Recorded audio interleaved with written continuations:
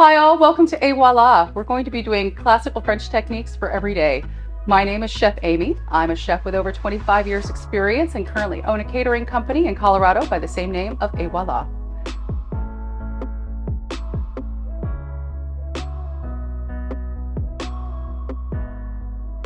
So we're going to do mother sauce, béchamel, and with that we can then make a bunch of little baby sauces, hence the name mother sauce. So we're going to be doing a mac and cheese with a cheddar sauce.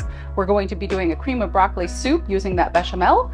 And then for dessert today, we're going to do a custard because custard, why not? All right, let's get started on our mother sauce.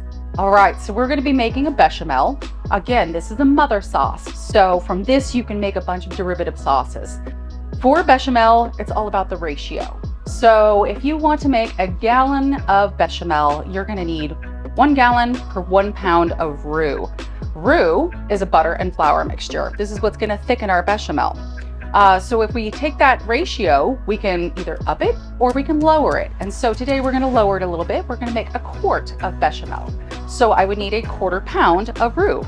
To do that, I'm going to use equal parts of butter and flour. So I will use 2 ounces of butter, which is a half stick, and approximately 2 ounces of flour. So I will take my butter, and we're going to throw it in my pan over medium-low heat, because all I want to do is melt it. I don't want to cook it. If I cook it too much, it'll brown my butter, and then we have a completely different sauce. So we're just going to melt it, and once it's melted, we're going to put in enough flour. So again, approximately 2 ounces for my 2 ounces of butter. But it's just going to be enough to soak up all the butter and basically make like a wet sand mixture. Again, nice and gentle. All right. Nearly there. And then I'm just going to put in enough flour, like I said, to make wet sand. So stir in a little. I can always add more if I need it. So start with a little, and we are almost perfect. So, like a wet sand. So if you're walking on the beach, you leave that footprint and then it kind of goes back together. That's what we're looking at here. All right, so I am just going to let this cook for a touch. I don't actually want to cook it. I don't need to change color because again, that would be a different thing. Once you cook your roux and you make it darker, you have different stages of roux. Our first one is just a blonde roux. So it is barely cooking it. We're just kind of toasting the flour a little bit and bringing out the flavors of the butter and the flour. It's gonna smell kind of like cookies baking. So our roux's been cooking a little bit. Like I said, it's gonna smell kind of like cookies baking. So you can just take a little sniff. It's buttery, it's yummy. So I've got my milk here. What I'm gonna do is I'm gonna add just a touch. So what's gonna happen is this roux is immediately gonna thicken. If it's nice and warm, I'm adding the milk. So I'm gonna throw it in there, stir it so that I get it all mixed in. Otherwise we'll have clumps and we don't want clumps. So we're gonna mix that little bit of milk in. It's, like I said, instantly gonna start to thicken. So stir it till it's all smooth again. And then we can add a little bit more milk. And we're gonna keep doing that until all the milk goes in. But again, you wanna do it a little bit at a time so that you don't end up with lumps. Otherwise you have lumpy gravy or lumpy sauce or whatever it is you're making. So, a little bit at a time.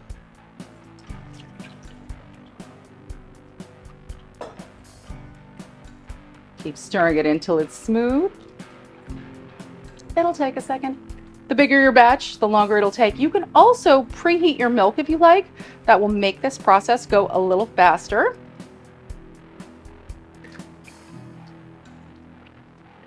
And you can also use a whisk, which I think I might grab. Give me just a sec. Now I have my whisk.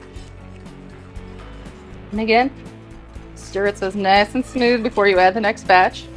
Try not to fling it everywhere. You want it in the pot.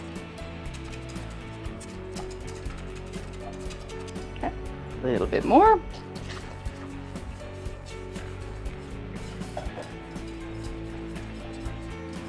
And then it'll get easier to add as it thins out.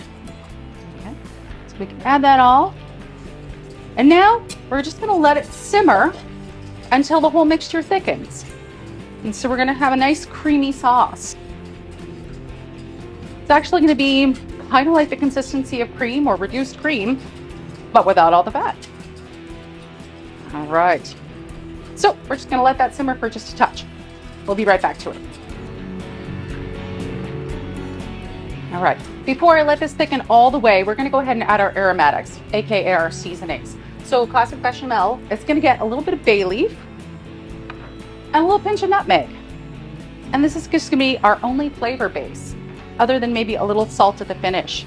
And so again, this is our base sauce, and then we're gonna use this to turn into other things.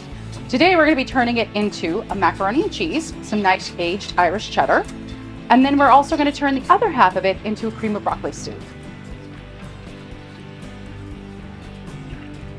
All right, so this is gonna take about 15-20 minutes to thicken up. You're just gonna stir it occasionally.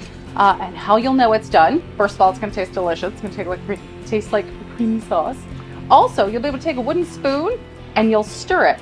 And then when you can actually swipe your finger across the spoon and it stays and it doesn't run down, you'll know it's thick enough. And now we're back, so we're gonna test for nappe. So dip the spoon in, we're gonna run our finger across, and we want it to not run bad. We are ready. Okay. All right, so first up, we are gonna make a mac and cheese, but we're gonna take half of it. So the other half will be for our cream of broccoli soup. We're gonna put that half over here.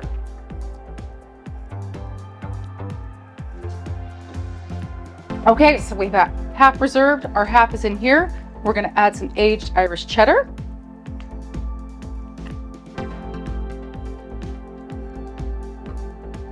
Stir it in.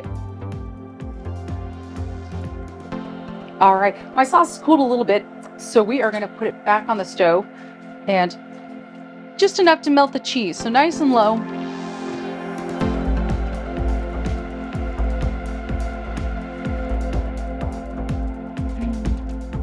Okay, all right, so we've got our cheese all melted in, nice and smooth.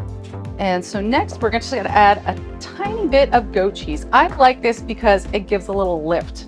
The Irish cheddar is nice and rich, and the goat cheese gives it just a nice little bit of tanginess. Rounds out our flavors. Okay, stir that in and we will give it a taste. All right, spoon.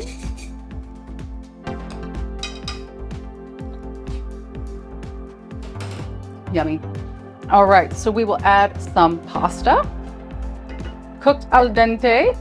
Al dente meaning to the tooth, so it should have just a little bit of bite to it, meaning your teeth should sink through it. It shouldn't be like crunchy like raw pasta, but definitely chewy.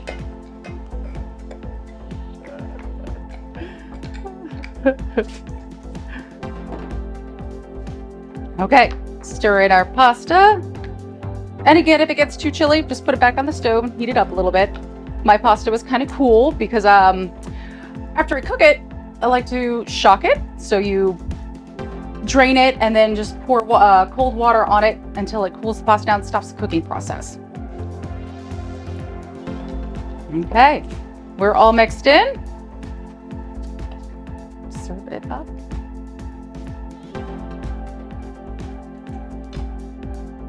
And we have mac and cheese. All right, so now we're gonna do our broccoli cheddar. We're gonna move over to the stove. All right, here we go. Let's do some medium heat.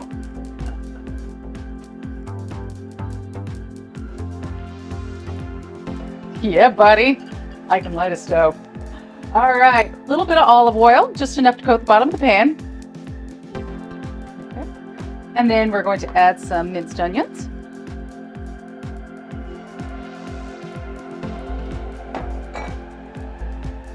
And a little bit of garlic. We're just gonna sweat that. So sweating, I mean, we're gonna heat it up until it lets off a little moisture and softens. And once our onions and garlic have sweated down, we'll be back. We're gonna add some broth. We're gonna bring that up to a boil.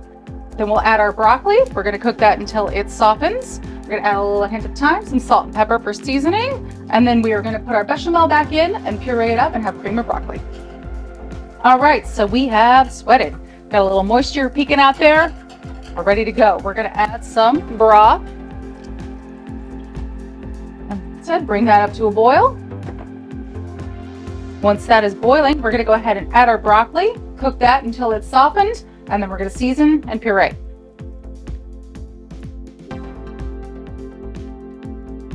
All right, so we're up to a boil. Let's go ahead and add some broccoli. Don't be shy, use the stems. They're perfect for soup. Lots of flavor. All right. Okay, and so we're going to bring this all to a boil, turn it down, let it simmer until that broccoli softens just a bit. All right, so simmer, that means just gently. Doesn't have to be a roiling boil. All right, back in a sec. Okay, so while it's simmering, let's go ahead and add pitch thyme. Do the fresh thyme, dry it if you have it, or don't have the fresh. All right, a little bit of salt. Now be careful, if your chicken broth was salty to begin with, always taste before you season. Go a little easier, you know, and if it was some good quality stock or bone broth and not too salty, then make it taste. So we'll add a little pepper. All right, simmer away until that broccoli is soft, and then we come back and puree. Okay, so looks like we're good. Our broccoli is softened. It's nice and bright green. You want to stop it cooking before it gets too dark. And that's usually a pretty good indicator if you've gone too far. All right, so now we are going to puree. Grab my blender. Blender in place. Go ahead and add your soup base.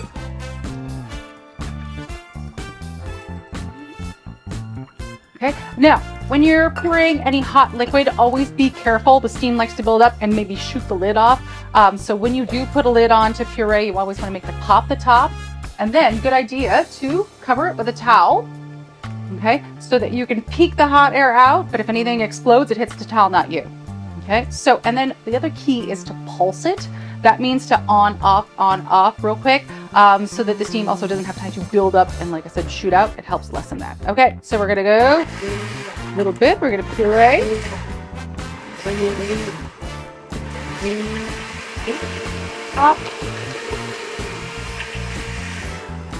Also, always be careful when you do go to look. Don't put your head directly over it in case something does decide to explode. All right, we're smooth, but we're not too smooth. I want some broccoli texture to it. We're gonna add our béchamel.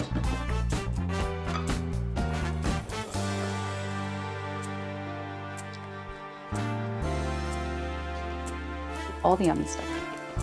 Okay, our besh. Pop that top. And here we go. All right. Taste it.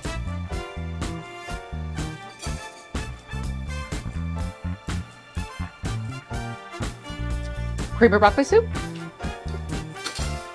All right, let me grab a bowl. We'll pour it. We'll taste it. Be right back.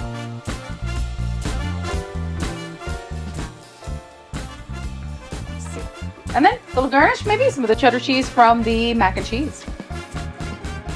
Et voila, creamer broccoli soup, garnished with cheddar. All right, so next we're gonna do our dessert. We're gonna move on to a custard base, another classic base recipe that can be turned in many things. It's the basis for French vanilla ice cream, creme brulee, pot de creme, which is actually what we're gonna make today. That's like a chocolate custard.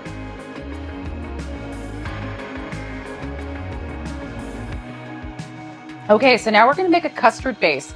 Custard is one of those awesome, it's not technically a mother sauce, but it is a mother sauce. All right, so regular custard base made out of egg yolks separated, a little bit of sugar. We're gonna whip that together, milk, a little bit of vanilla. That's your basic custard base. And again, that will get you like a creme brulee, a sauce to put over your bread pudding, and today's pudding, okay? All right, so chocolate pudding.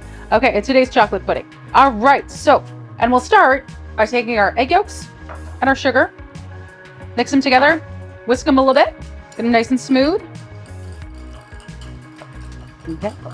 And then we're gonna let that rest there for just a second while we go and get our milk ready. So what we're gonna do is put our milk in the pan. We're gonna put it on some high heat. We're gonna bring it up to a boil. All right, that's all we wanna do. It's gonna come up to a boil. It's gonna foam a little bit. You wanna catch it before it does that, otherwise it spills all over your stove. But either way, okay. So onto the stove.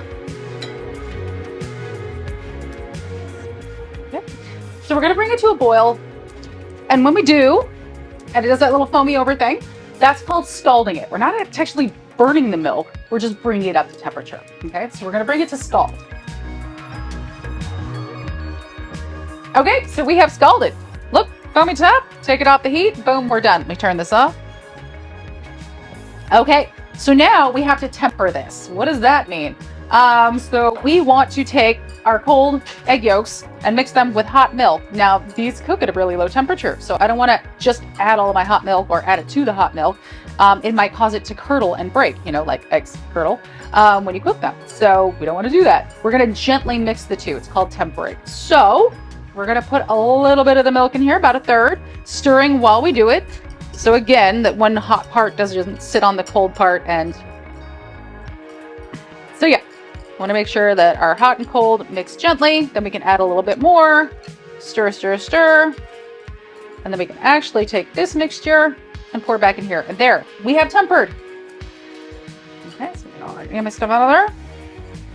Okay. All right, this is gonna go back on the stove, medium-low heat, and we're gonna stir it consistently. What we're gonna do now is thicken it, just like we did our bechamel. We're gonna look for that nappe. So we're gonna put it on the stove, we're gonna do medium to low heat. We're gonna stir consistently so that it doesn't cook on the bottom, because they're eggs. And we're gonna wait for it to thicken, and we're gonna get that nappe like we did before with the bechamel, where we run our finger across the spoon. If it doesn't slide, we're good. All right, we're back. So we're gonna test nappe. It looks like we're a lovely, nice consistency. So we do the finger test, no run. We're beautiful. All right, let's come over here. We are going to mix in just a touch of vanilla. If you have vanilla paste, that's awesome. If you have vanilla extract, that works. If you have vanilla bean, even better. Okay. All right, stir it in. Then we're gonna add our chocolate. Stir it in. You can also take the cheater way and use a food processor. Just pour everything in.